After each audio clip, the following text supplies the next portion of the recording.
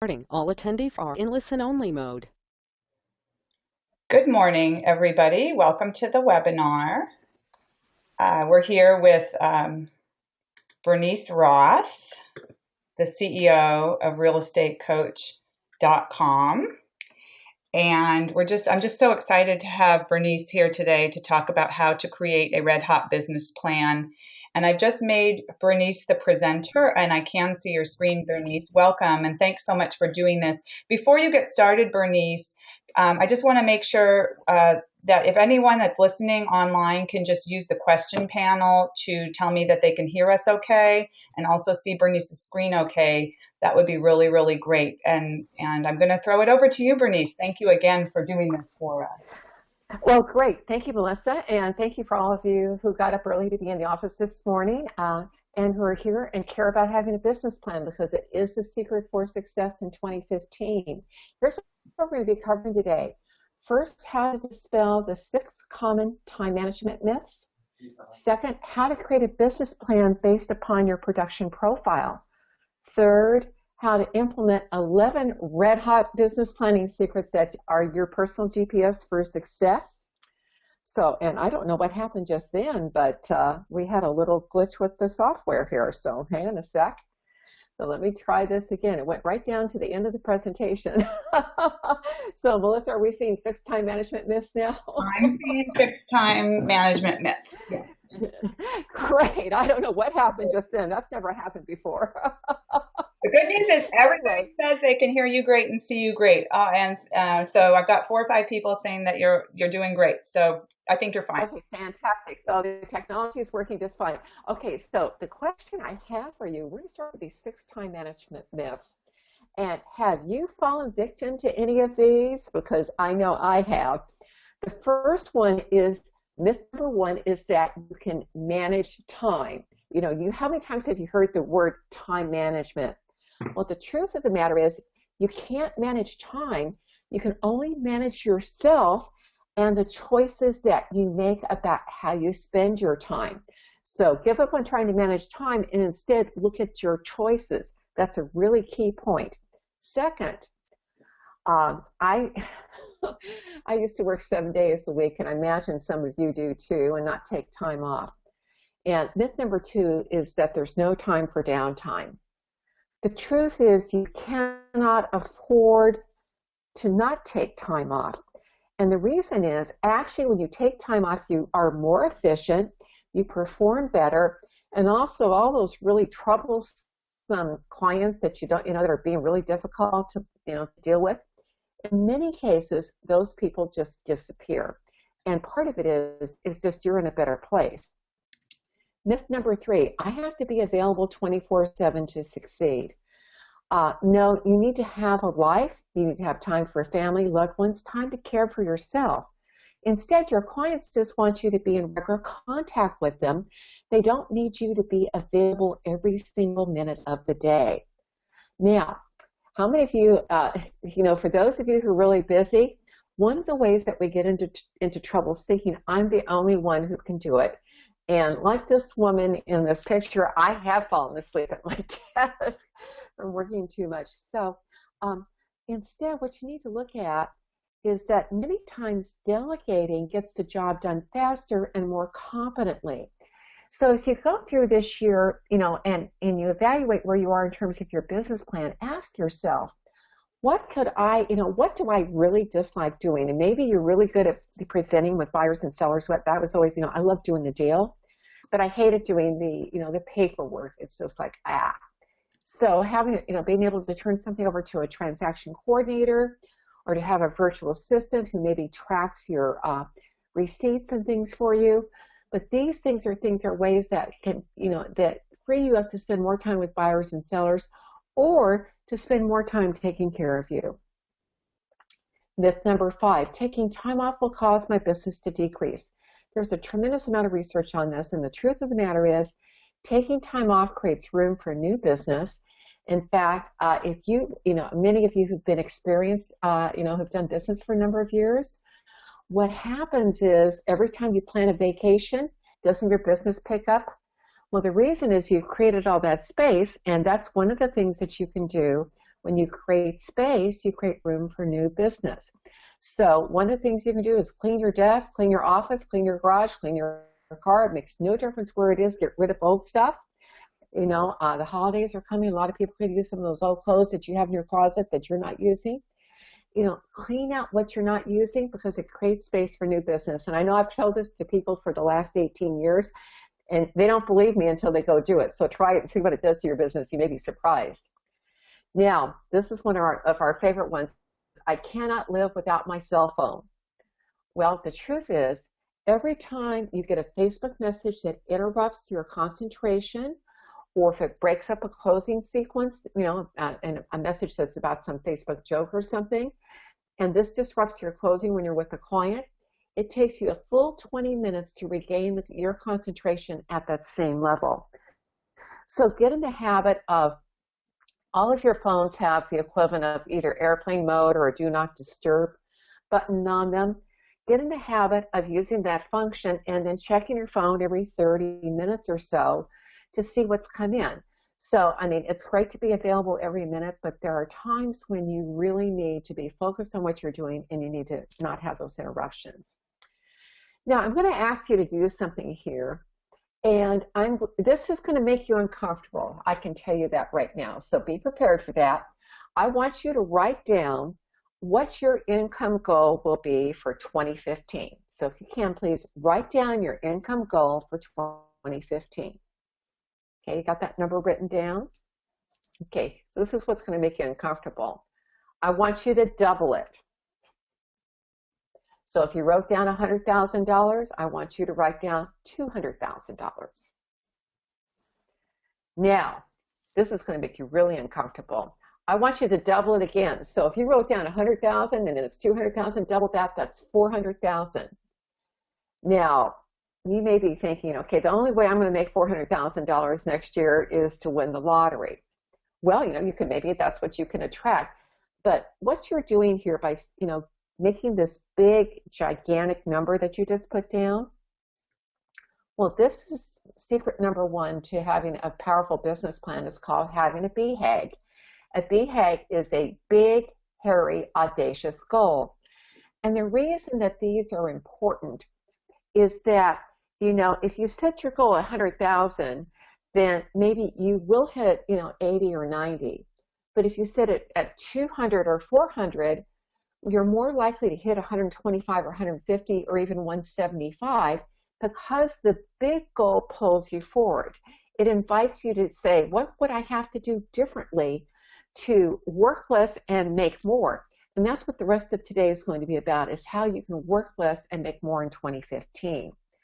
So the question is, how am I ever going to reach that big fat BHAG I just set for myself? It is in reach, but it does take some changes in what you're doing currently, and also looking at what's really working for you. So in the handout, this is a business plan at a glance. You can use it for the rest of 2014, and it's real simple to change this.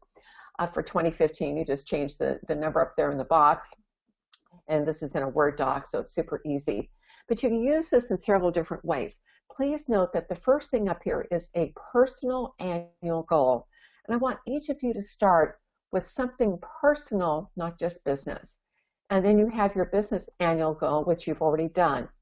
Now you want to put, what are your goals for your weekly buyer leads, listing leads, under contract, closed sales, and then you want to track what you did. So you can use this part for your weekly tracking, but then you can also do daily tracking as well. So you can say, okay, well, what are my top three? Okay, today is Monday. What are the top three personal priorities that I have today?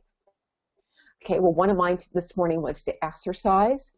A second one's going to get some reading time in before I go to bed, and I'll probably take a break at lunchtime and watch a soap. That's kind of my little, it's not a priority, but it's just something I've been writing all day, and I'm working. It's just I get my mind off my work and do something that's entirely different. Always want to get my exercise in first thing in the morning. That works for me. But I have to put it on my to-do list because it gets away if I don't do it first thing. And then I want to put my business priorities. So number one this morning was leading this webinar. I have a big project due this afternoon, and then I have some work to do about setting something up for tomorrow. So those are the three things that I need to do today that if I don't do anything else, those 3 things need to get done. And that's the way to approach this. Because what a lot of people do is they beat themselves up. I have 25 things on my to-do list and I get 18 of them done and I get upset that I didn't accomplish the other 7.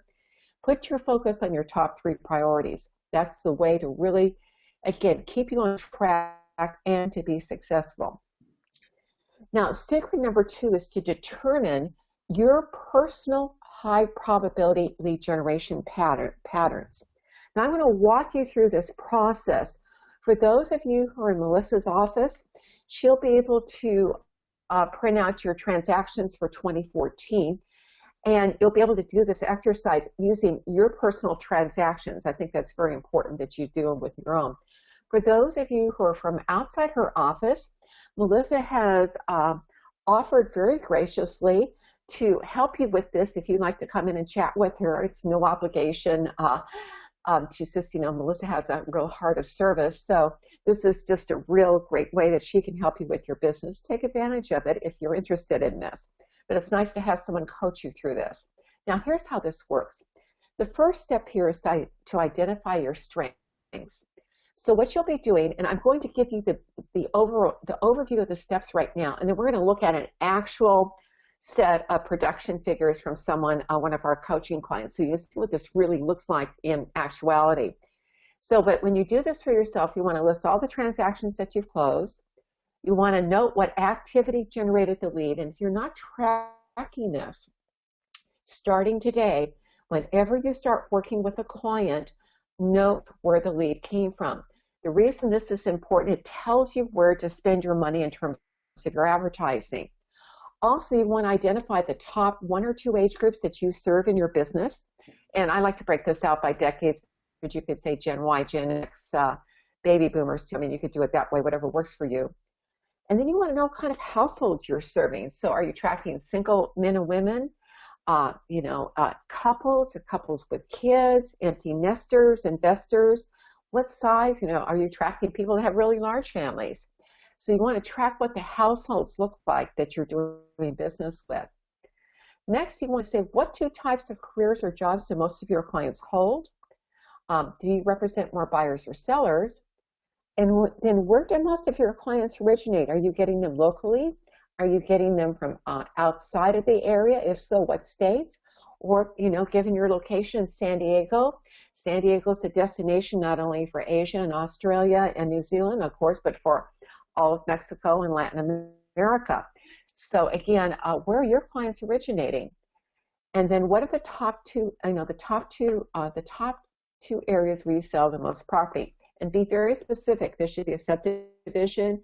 It could be a single condo project. So you want to be specific here.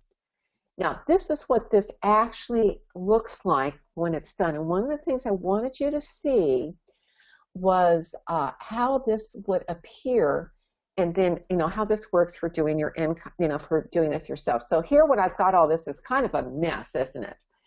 So it's like, well, how is this going to help me? Well, the first thing you want to do is you want to begin by identifying the most common price ranges. So this particular agent, when we went through, the first thing we noticed is that she was doing a lot of things in the $500,000 to $600,000 price range. So she had a big chunk of her business. So this is one of her niches. She's serving people who are in the $500,000 to $600,000 price range.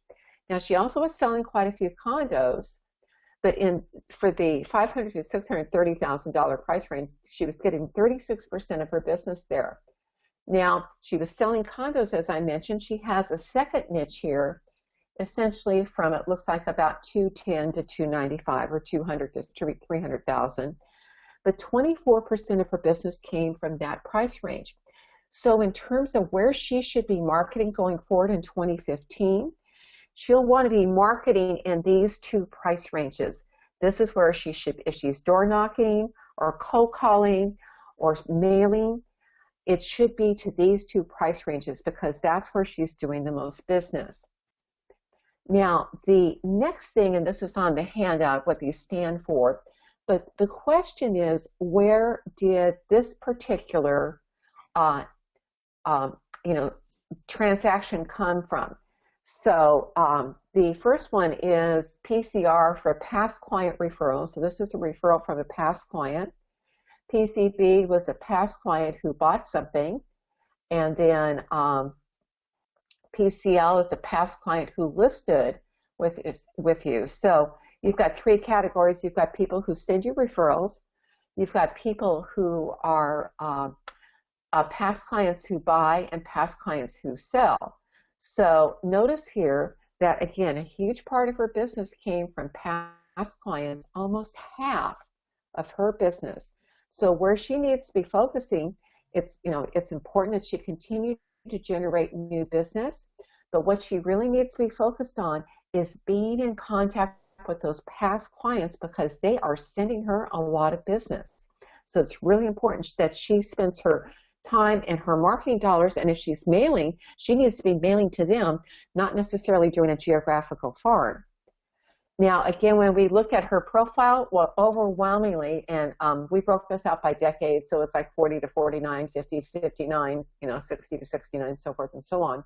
So here you have the ages. So she's overwhelmingly serving people in their 40s. Now, she didn't know this until we did this exercise. She has 56% of her business from ages in this group. She was aware of it, but she didn't realize what a big chunk of business that was for her. The other thing that she didn't realize was that she had a huge number of women that she was dealing with who were either single or women who were going through a divorce. So she was really attracting a big chunk of her business from this particular demographic. 44% of her business was from single or divorcing women, and she didn't have any idea about that. So one of the things she might do is when she's designing her marketing materials, and if she's representing a condo, which a lot of women like to have because they don't have the outside upkeep, then this is something where, okay, I really need to be focused. My advertising needs to show women that are in their 40s, maybe by themselves, cooking or gardening or doing something, but I want to show that single 40-ish lifestyle for the people that I'm attracting in my business. Now, this particular agent was based in Silicon Valley, so needless to say, she's working with a lot of people in the high-tech business. Then, in fact, 56% of her clients were from high-tech, so again, she was kind of engineering and geeky kind of gal. Well, this is a perfect fit for her. Most of her business was with sellers. She has a 60-40 split here. 60% of her listings and 40% buyers. That's kind of a nice balance, especially in the seller's market that I assume that you're in the most price ranges there in San Diego. Then what was interesting, she was aware that most of her clients were from the local area, and that's true for most of us. But when we went through this, last year at this time, one of the things that that we noted was that she had 5 different sets of clients representing 20% of her business that was from outside the U.S. And in particular, she had 3 sets of clients from India. And what we talked about was how she might be able to expand that client base that was from India. So she had 20% of her business was international. Well, what she did, she took that advice, and one of those clients referred her someone to a $2 million listing that she double-ended.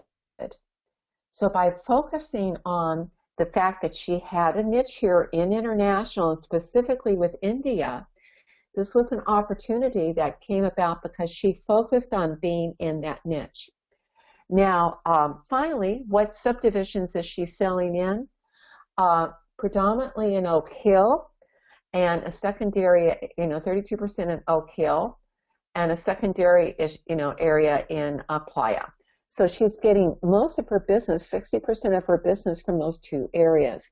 So for this agent, what we know about her, she should be in the $200,000 to $300,000 condo price range, the $500,000 to $600,000 for single family.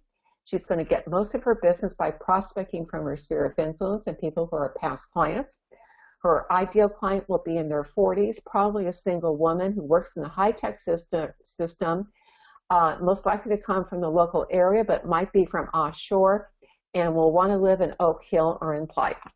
So what I have now is I have a profile of what this particular agent's high probability selling patterns are.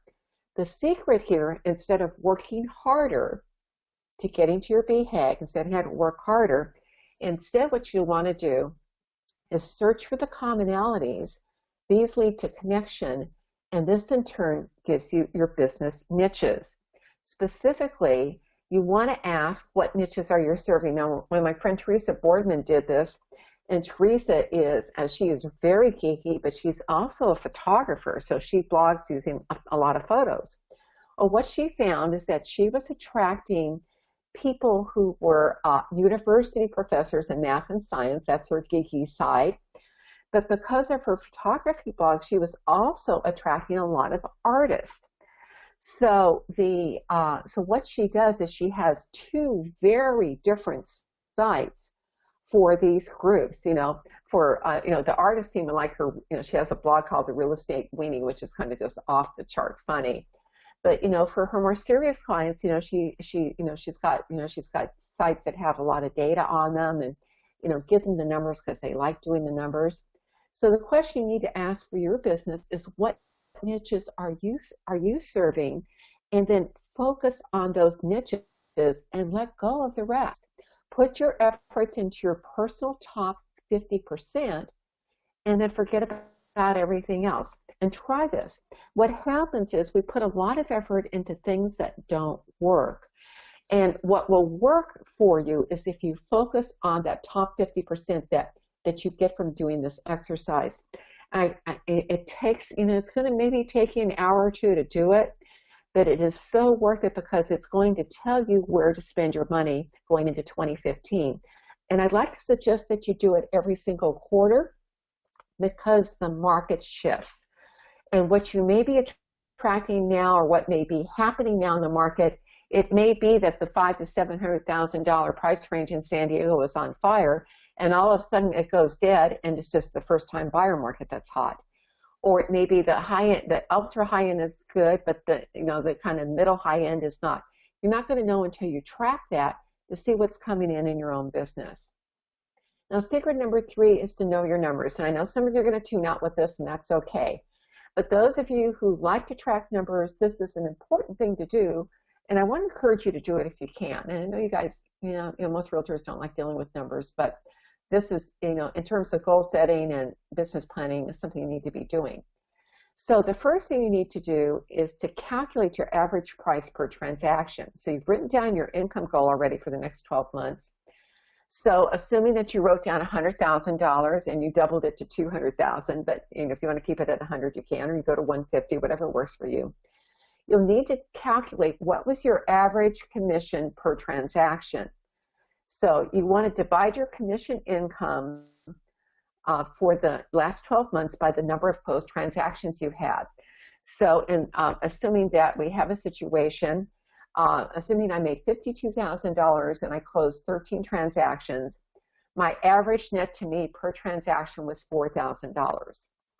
So now, if I want to make $100,000 and I make $4,000 per transaction, well, then I'll divide 100,000 by 4,000, and that gives me 25 transactions.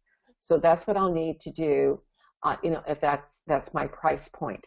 Now, let's take a look at some closing ratios, and here's some things that are going to really surprise you. First of all, did you know that for domestic U.S. buyers and sellers, when you first start working with them, 33% of them will close. That means 67% will not close. So you meet them and you take them out at least once, or you sign a listing, you've got a 33% chance that transaction will close.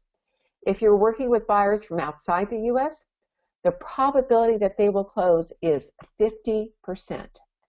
So you will have better luck with international clients if you're comfortable working with them, especially for those of you who are fluent in other languages.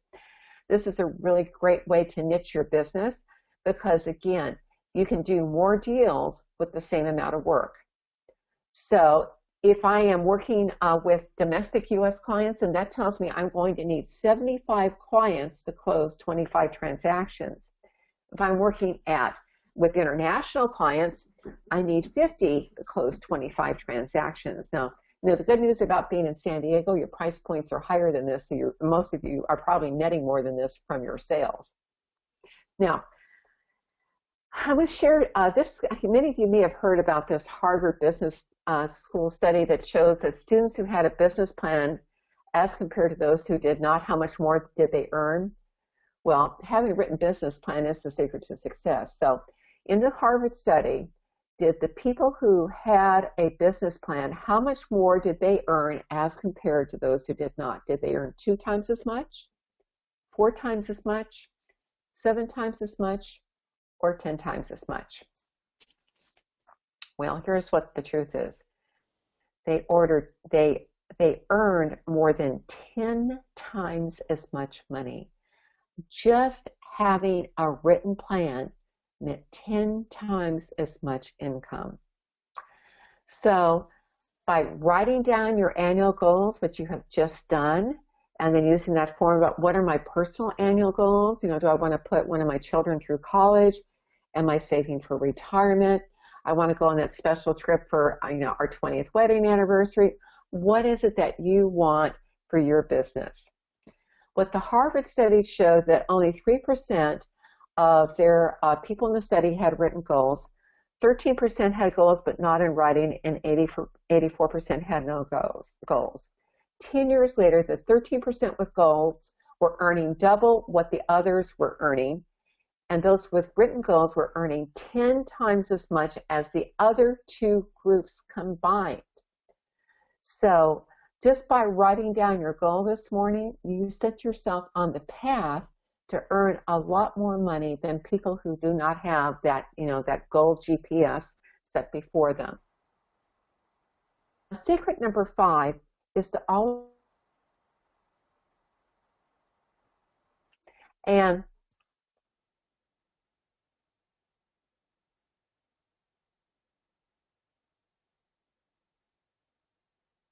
Bernice, we're having trouble with the sound if you can hear us.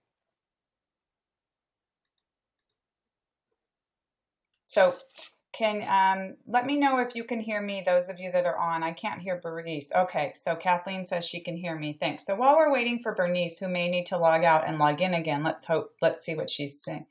Okay, we've gotten some really good questions, so let's start talking about those and let's hope we can get Bernice back on. Yeah, she looks like she's logging back in now. So one of the things we were asking that we were talking about was that the international. So how can we convert these international out-of-state people into home buyers? That example that she gave had 5 or 6 out of the United States home buyers, but she was able to leverage that into even more. So I think it will be really, really great when Bernice gets back on the line, and it looks like she might be getting back in now. And yes, for those of you that are asking, there will be a recorded version, so we will get that. I'll get that link out to you as soon as the webinar is over. Looks like Bernice is still logging back in, and we can all see her screen right now. So she's probably frantically trying to get back in. So I guess I'll ask her that to kind of so we can get back moving on that. And then there were some other questions about niches and selecting niches and things like that. So I'll be asking her those as well. So feel free to keep the questions coming while we're getting back in, and I will definitely get to those and give her some time to answer those at the end of the webinar. Bernice, can you hear me? Yeah, can you hear me now? Yes, we can all hear you. So, we can also see my screen. That's a different issue. Yeah, we can see your screen too. And I was just telling everybody that's on the line that we have a lot of good questions about niches and international niches and things like that. So, do you want to take some of them right now, since we had a natural pause here that we didn't plan for? So let's go ahead and take them. So Kathleen, yes.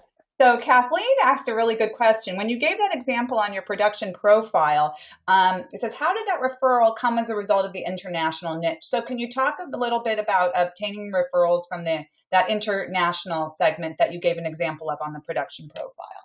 Okay, this is a little bit of an aside, but there are a number of different ways to do this. You can advertise in a local language paper.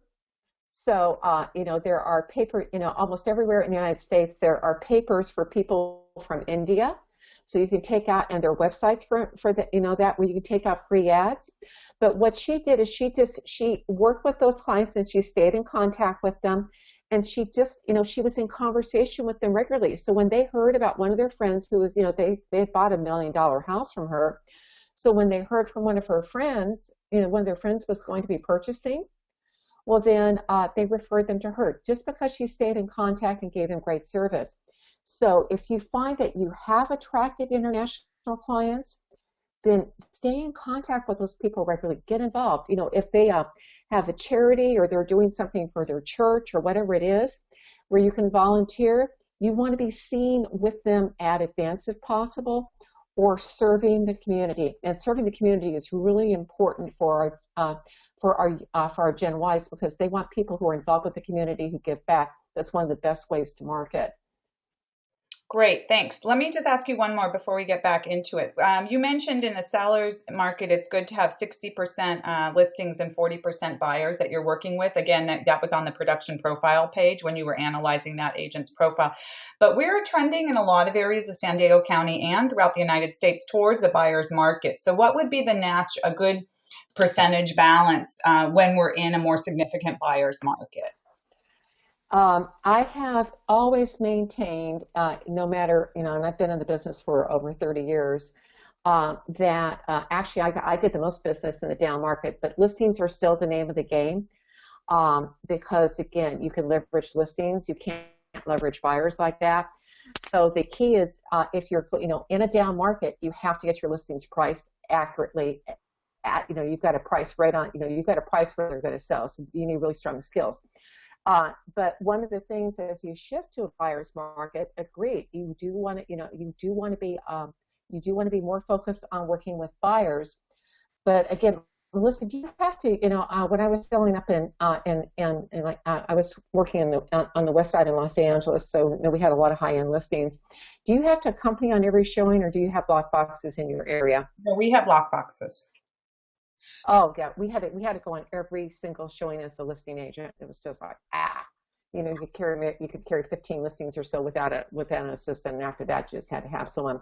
So then if you can put things on a lockbox, then you can leverage listings. So it just the key thing is to get them priced right so that they'll sell. And if you have that skill, then that puts you in a great position to get them sold. So you want to be the most competitive listing in a given price range.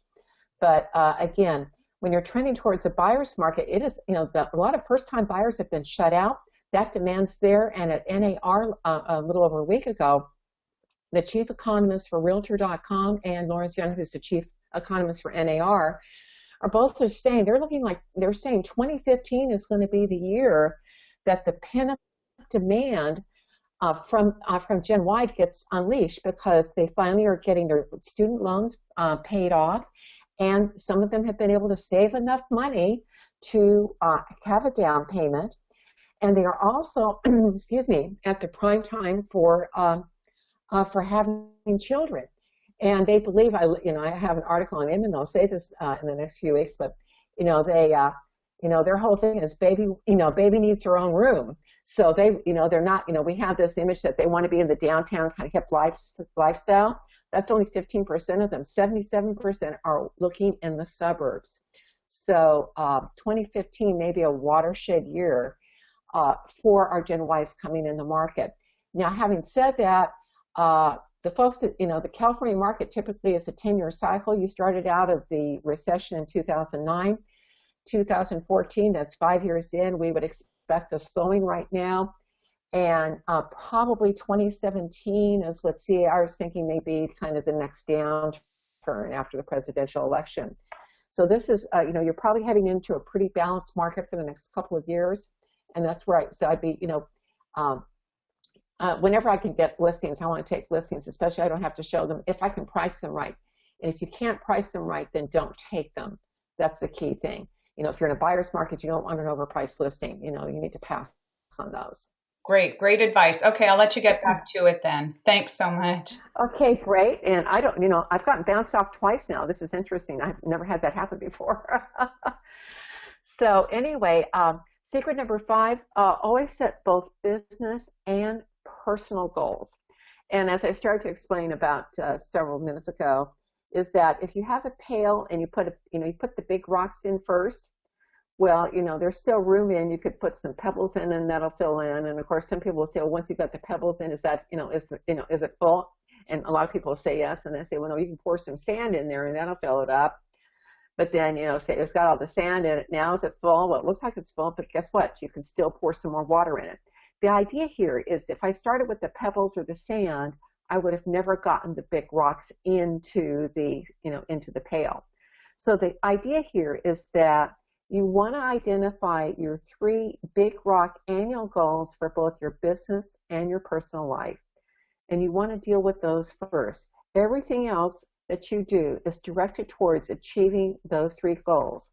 So choose those 3. And that's been really hard for me because I had my fingers in a whole lot of pies. And the woman who was my very dear friend and mentor said, you know what, Bernice, you've got to get it down to 3 things. She got all over me about it. And I've got the 3 things are taped to my computer screen, just as a reminder of what I'm supposed to be doing this next year, those 3 things. And then if something doesn't fit into that, do I really want to bump one of those 3 things off the list to do that other thing? And that's the way you need to filter it.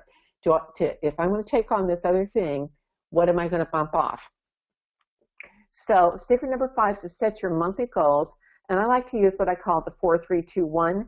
And you begin with, first of all, 4 days off each month. And if this gets to be a problem to take off, a full day, and I've designated my Saturdays as my real estate free day, no matter how busy I am.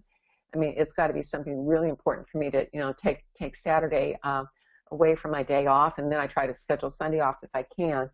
But I want to take 4 days off each month. If you can't take a full day off, if you can maybe do from 1 o'clock on Friday to 1 o'clock on Saturday, or 1 o'clock on Saturday to 1 o'clock on Sunday. Again, the idea is to take time for you. Then take 3 nights each week that includes leisurely dinner with your loved ones, 2 full days each month to spend time with friends or family, and 1 day exclusively for yourself. So, your 4 days have 2 days to spend time with friends and family, and then 1 day that's for you. Whether you want to play golf, or the women, or even the guys like pedicures, or whatever it is, a self-care day, but that's time that you take for you and for you exclusively to do what supports you. Now, the reason it is so important to do these things, there is research that shows the 3 most important factors to stay healthy are, first of all, spending 3 days, you want to have, first, the number 1 thing is to first laugh and have fun. The research is really clear on this. Laughter raises your beta endorphins. It protects against heart disease, cancer, a whole variety of very serious illnesses. You want to laugh, the idea is to have 100 belly laughs every day if you can, something that just makes you laugh really, really hard. The second thing, and I mentioned this about having dinner 3 times a week, this is from the research of Paul Pearsall. They found that if you have dinner with loved ones 3 times a week, this wards off heart attacks and cancer. So again, it's just spending that time with people you care about. Take time, even if you have to go out on a listing appointment or do something after dinner, go spend that, 6 to 7:30 or, 6:30 to 8, whatever that break is, where you sit down and spend an hour and a half with your loved ones at dinner time. Now, the other thing is to help others. Service and helping others is also connected with longevity and good health. When you give to others, you feel good. Again, that releases the beta endorphins, which are your first line of defense. One of the reasons that people get so sick over the holidays is that they're trying to do too much, and they get stressed. And when they get stressed, and they're not taking care of themselves.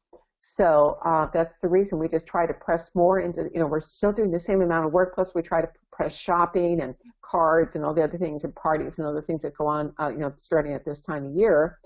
And it just, it makes us sick. So take those times off for you, but take time to get back to others. And this can be, volunteering at a school. It can be volunteering for Cub Scouts. It could be leading, it could be serving food at a food bank. It doesn't make a difference what it is. Wherever you can contribute, this makes a huge difference in when you give back.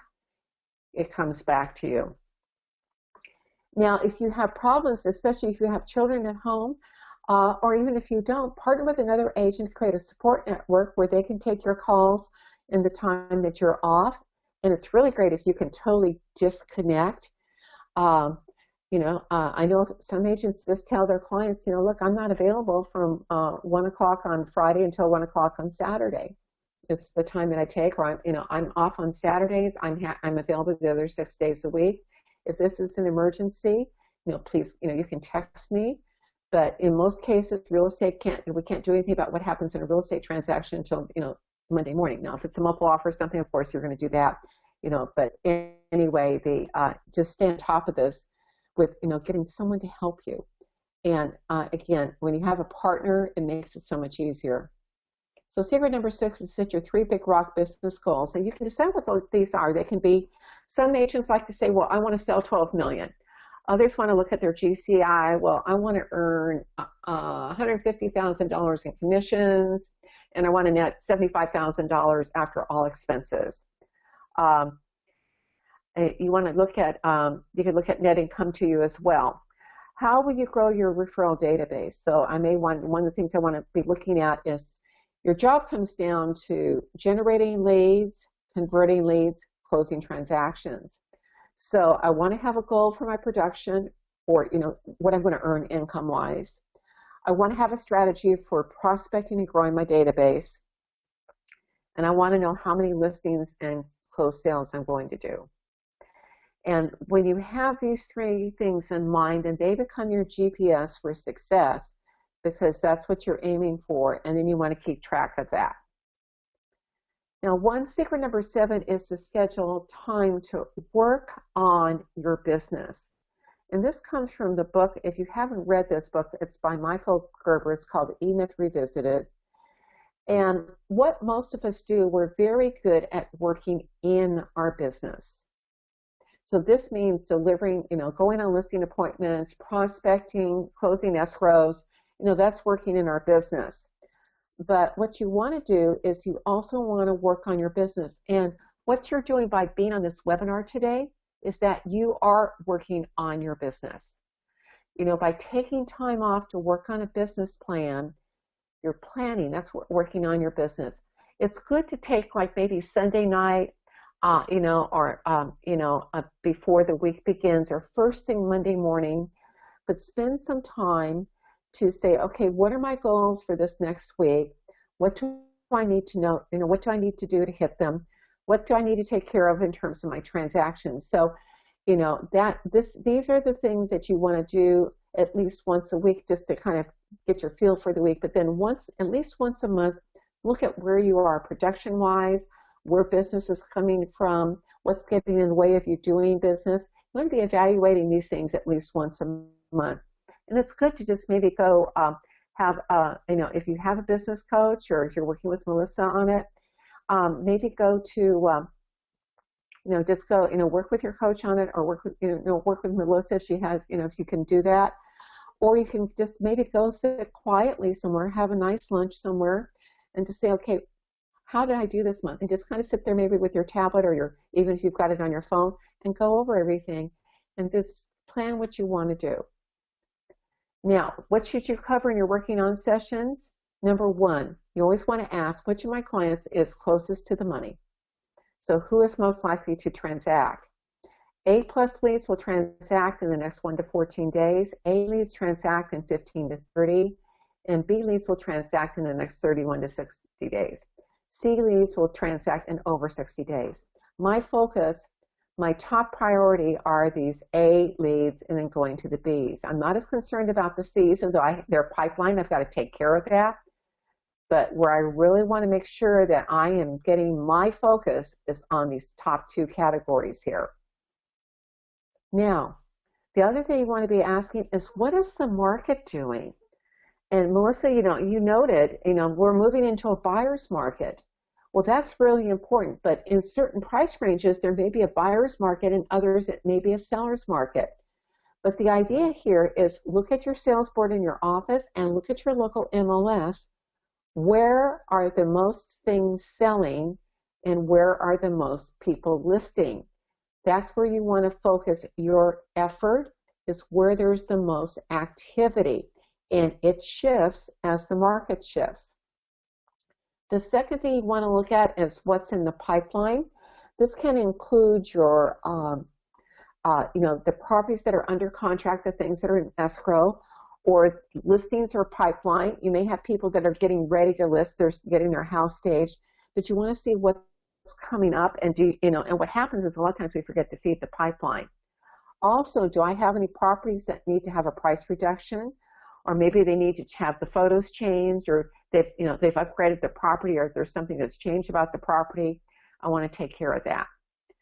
And then again, I want to go to my production. Where am I getting the most leads?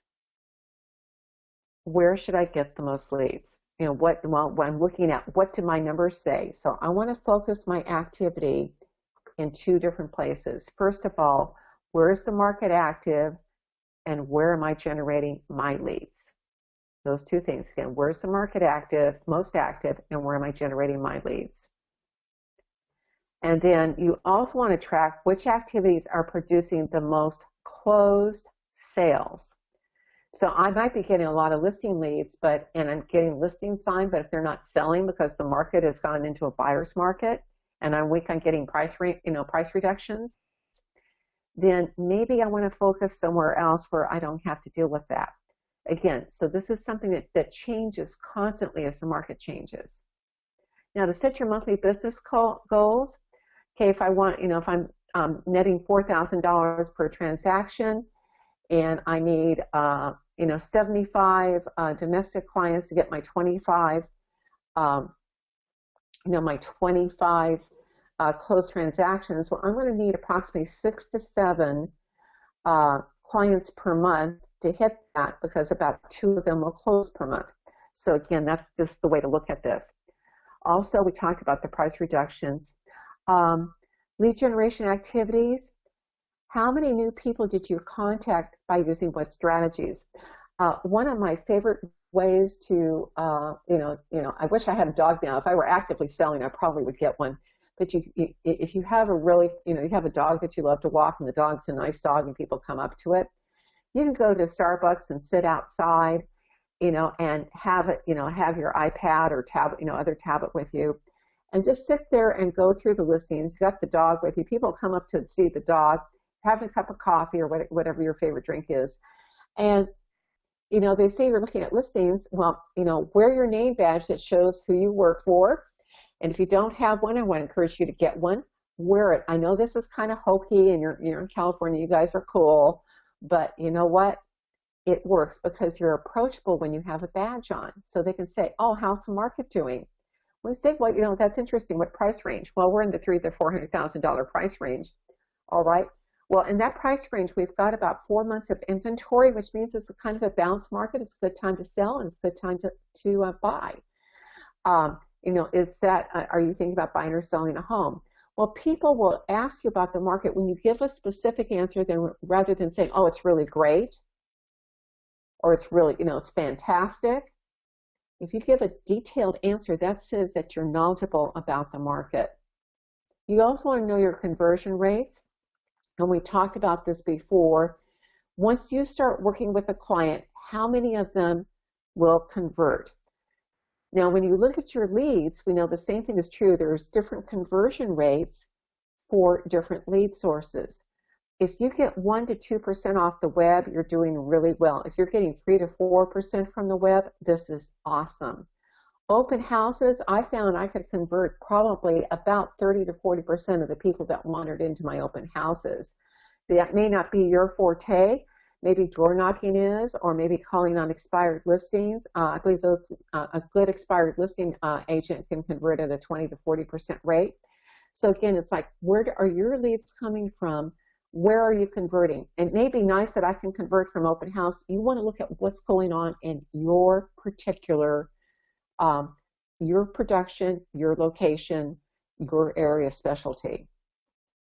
Also, once you have a buyer lead, how many of them actually purchase and close? And then the same thing with listings. How many of them turn into signed listings? And then what percentage of them turn into closed transactions? So you want to be tracking these numbers. So if I know that if I take if I take 20 listings, I'm going to close 16 of them. Okay, one of the ways I can increase my my income is by getting 18 of those closed by pricing them better, being stronger on asking for price reductions, or stronger in my negotiation skills.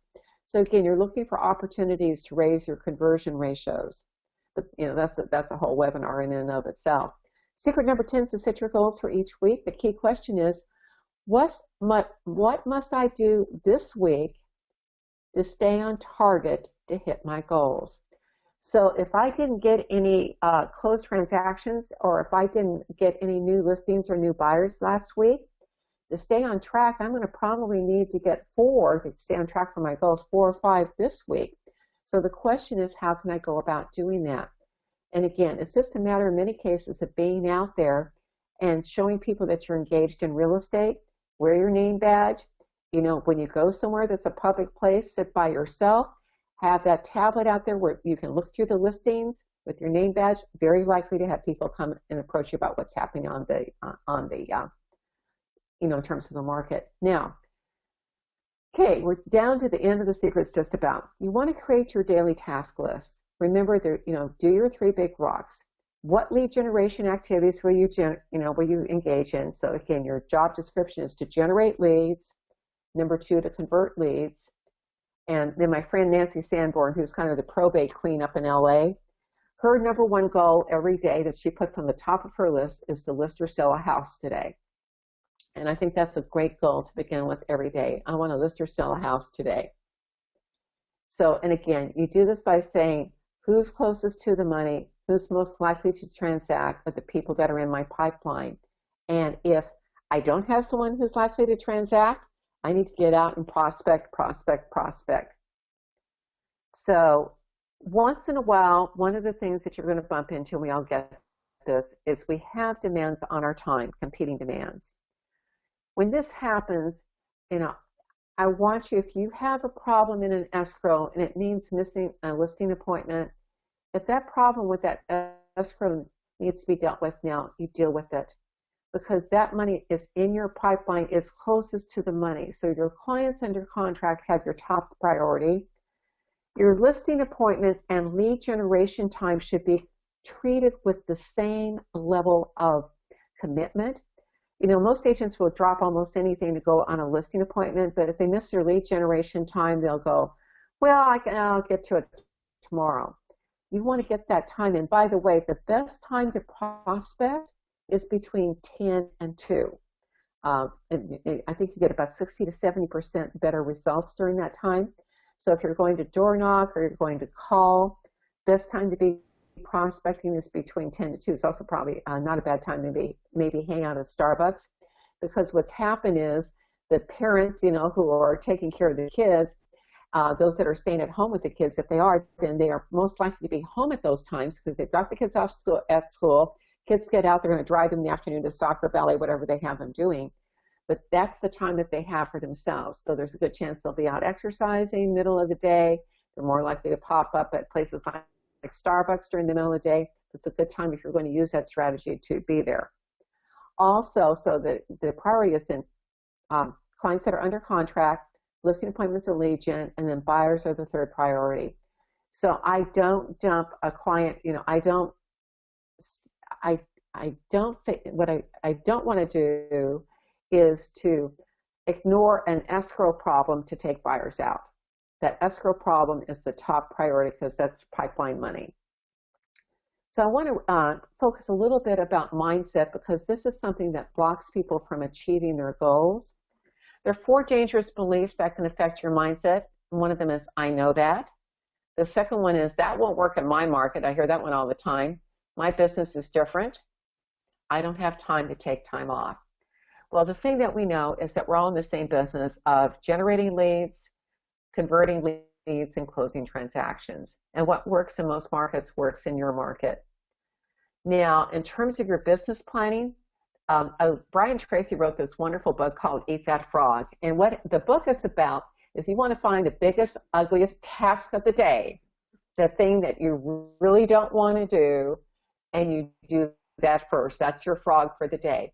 So whatever that frog is, you eat that first, do that first, and that's what that's the first thing.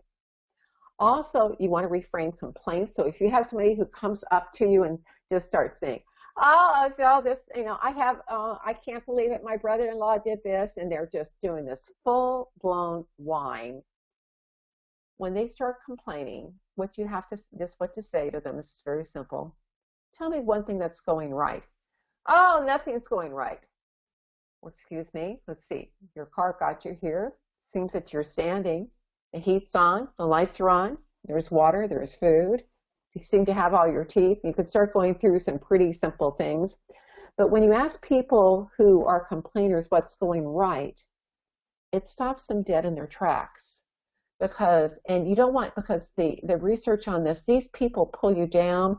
They are toxic, and they actually can affect you physiologically and change how fast you walk, how well you cope, and how well your brain functions. Stay away from them. Now, one of my favorite sayings comes from Buckminster Fuller, and it's environment is stronger than will. Did you know that if your best friend becomes obese, that there's a 54% chance that you will become obese?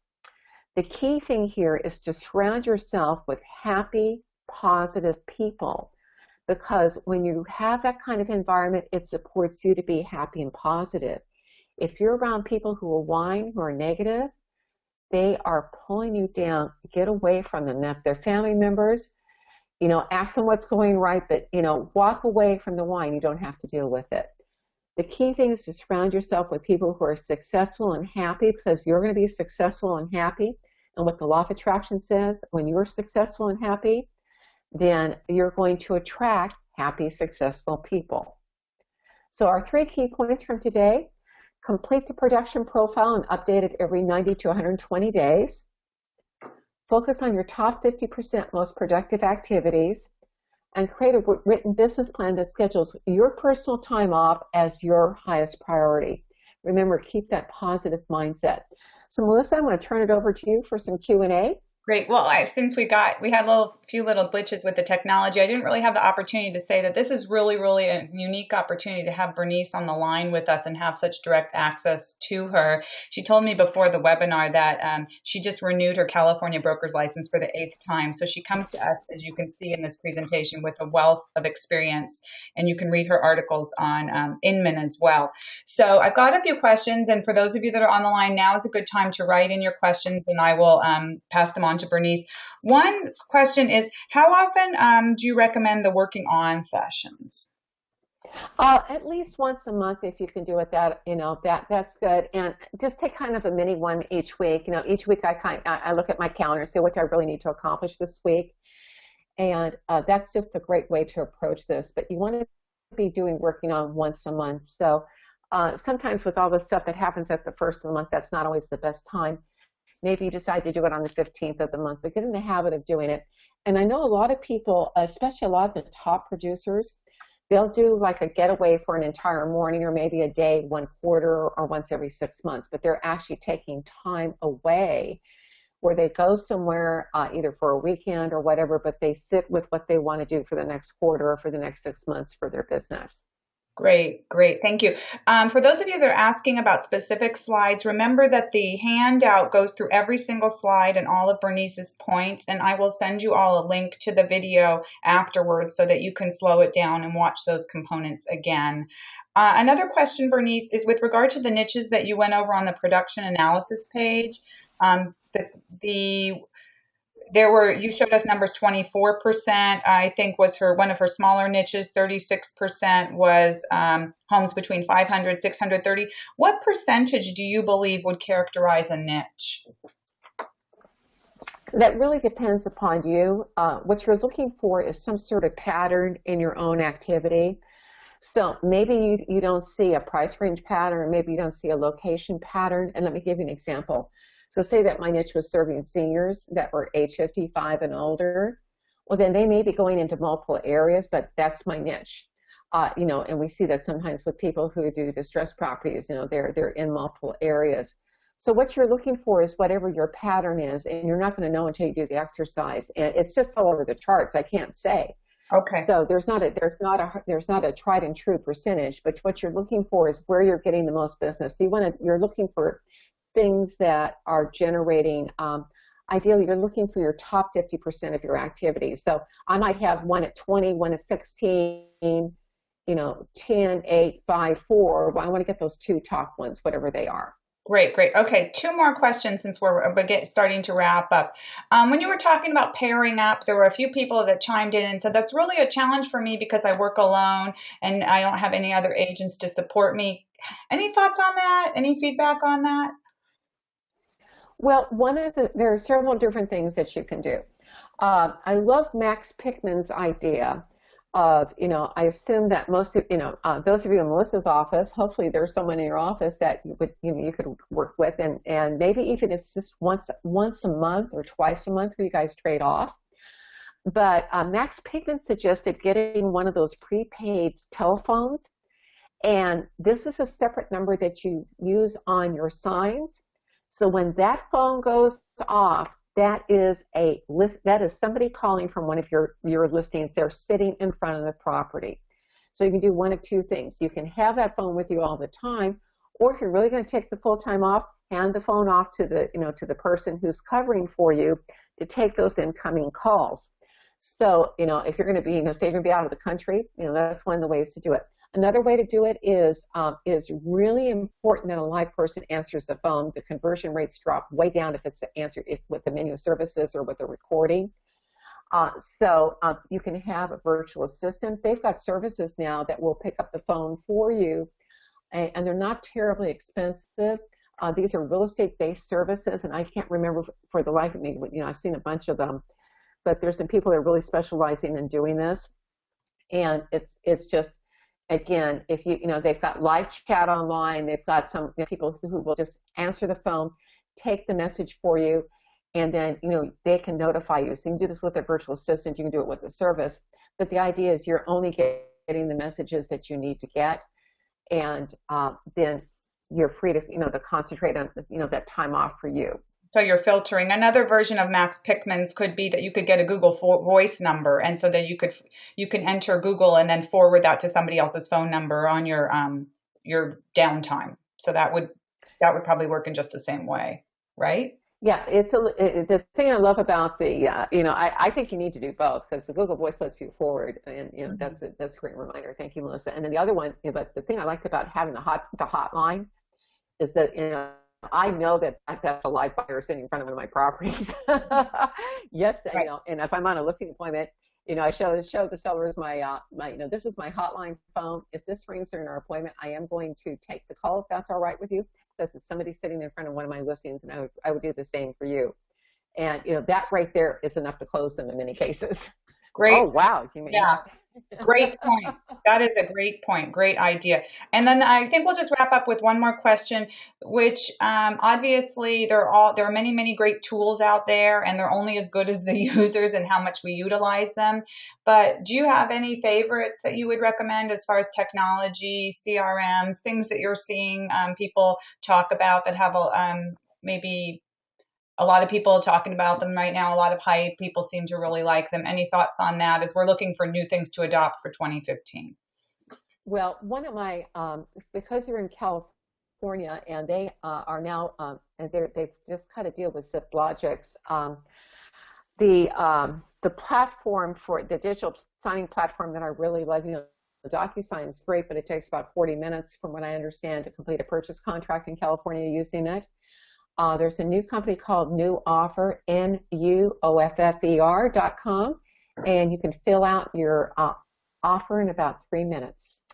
And it's a very cool system. That's something, they have ZipLogix is the CAR provider along with DocuSign. So, look for something to be happening on that front. You might want to look into it. But the agent who started it was an LA agent, and when he showed it to, he showed it to another broker who was managing a different company from the one he was working for, and the guy went over to his desk, got his checkbook, and wrote him a check for $2,500 and says, "Get this product developed." He liked it so well. The things that I would say that you really need to be using, Evernote. These are old standbys. Evernote. I want all my docs on Evernote so that I can load them in from my computer. But I want my Evernote file connected to my tablet and to my phone. So if I'm out and about and I have to go on a listing appointment, I can have all my listing documentation on my phone right there through Evernote. So that's one of the best ways to do that. Also, it's a great way when you go on a listing appointment, you can keep all the information for a particular street together. You can create a file that way, or you can create a subdivision file, however you want to organize things, or price range file. But the great thing about Evernote, it is searchable, and again, it works across platforms. So if I put something in my phone, I know if I get back to my iPad or to my laptop, it is going to be on all three of those devices, and I never have to think about duplicating it. CRMs, I went to a session. I've been to 3 sessions on this in the last 3 months, and it keeps coming back to, like it or not, top producer. So what's old is new. Other things, those are, the CRMs are what you asked about. There's always some cool new whiz bangs. One of them is Mverso. That's M as in Mary, VERSO. I just happen to think of that. And what they do is they actually they have what they call a shortcut code that people can enter, and it will download all the listing information, videos, everything that you've put into that particular file. But the moment they download it, you get notified that as a text message, and you can get right back to it. You get it as a phone call or a text message, and it's easier than using the other systems that are out there. The other one, best tool out there to convert right now from Open House is Open Home Pro. I would really, if you're doing open houses, it requires a tablet computer, but this one is worth this. It's worth its weight in gold, because when people come in, you have all the information loaded about the open house, the video and everything. Hand it to you, would you please sign in? Well, when you hand somebody an iPad, it's to please sign in, and the Open Home Pro, this little app that's on my iPad will send you the information to your phone or to your tablet, whatever you want to send, or to your email, you can choose. But then what it does is it sends a thank you for attending the open house to them automatically. It has some marketing added. It's got some things you can send out to market with. And if you have a price reduction, it will automatically notify everybody who has signed up through your open house of that price reduction. You don't have to do it manually. Of course, nobody ever does. So this thing is just really great. And again, these are real basic tools, but they're the ones I see people they keep coming back to. Inverse is kind of, a new one. There's always something new and interesting, but the bottom line is the old stuff, a lot of the old technology is still the best choice, and you need to be focusing there first. This is whatever. What? Did we lose Bernice again? Are you there? Hope not. No, yeah, you're there. Yes. Maybe that's a cue that we should wrap up. Thank you so much for your time today. So those 4 tools that Bernice mentioned were Top Producer, New Offer, actually 5, Evernote, Mverso, and Open Home Pro. I think before we lose you again, Bernice, that would be our cue to shut down. Your time is so valuable, and we really, really appreciate having you on the line with us today. So for those of you that are still on the line, thank you. I guess maybe I did lose Bernice, but I will be sending out a link to the handout if you never got that, and also to the video to watch within the next 24 hours. So keep an eye out for that. And if you do have any questions about anything, feel free to email me at info@melissazavala.com, and I will get back to you with more details. Thank you.